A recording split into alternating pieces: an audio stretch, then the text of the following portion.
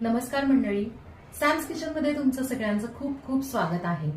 मंडळी, आजपासून आपण आहे ना दिवाळी फराळ सिरीज चालू करणार आहोत. म्हणलं पहिला पदार्थ काहीतरी छान गोडच असावा, म्हणून आपल्या आजचा जो पहिला पदार्थ आहे तो आहे सुक्या खोबऱ्याच्या करंज्या. फ्रेंड्स, दिवाळी जवळ आलेली आहे, म्हणूनच आहे ना आपण अगदी साध्या सोप्या पद्धतीने सुक्या खोबऱ्याच्या करंज्या इकडे त्याची रेसिपी दाखवलेली आहे. छान महिनाभर टिकतात. आता करंज्यांच्या पारीसाठी आहे ना आपण बारीक रवा, मैदा आणि चिमूटभर मीठ घेतलेलं आहे. त्यात कडकडीत तुपाचं मोहन घालायचं. पीठ गरम असतं म्हणून आधी आहे ना चमच्यानी हलवून घ्यायचं. त्यानंतर हाताने व्यवस्थित आहे ना छान मिक्स करायचं, म्हणजे प्रत्येक कणाला आहे ना तूप व्यवस्थित लागतं. आणि जसं व्हिडिओमध्ये दाखवलं आहे गोळा होईपर्यंत छान मिक्स करायचं. गोळा झाला म्हणजे आपलं आहे ना परफेक्ट मोहन झालेलं आहे. पाण्याने घट्ट हे पीठ भिजवून मुरण्यासाठी आपण बाजूला ठेवणार आहोत. तोपर्यंत आता आपण सारण करूयात. कढई घ्यायची, त्यात पावशेर खोबरं छान बारीक किसून घ्यायचं. थोडंसं हलकं गुलाबी भाजून झालं की गॅस बंद करायचा. त्यात ना ड्रायफ्रूटची पावडर टाकायची. बरं, आता इथे खोबरं ना अगदी जास्त डार्क भाजायचं नाहीये, नाहीतर काय होतं कडक होतं आणि करंज्या फुटू शकतात.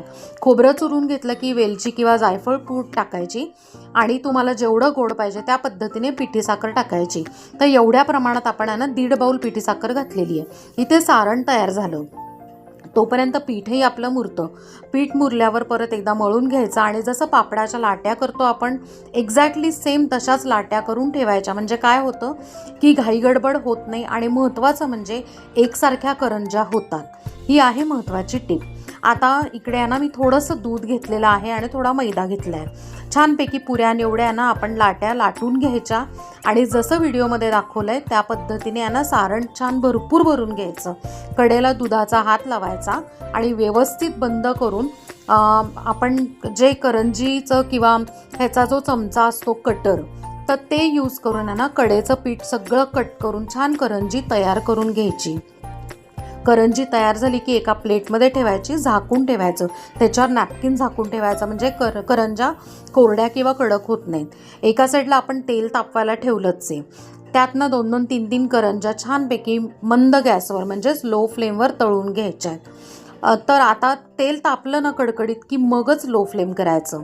आधीच जर तुम्ही करंज्या टाकल्या तर काय होतं की तेलकट होतात आणि जर हाय फ्लेमवर जर करंज्या तळल्या तर मग त्या करपतात, आतून कच्च्या राहतात. इथे आपल्या मस्तपैकी दिवाळी विशेष करंज्या तयार आहेत. नक्की करून बघा आणि सांगा. थँक्यू.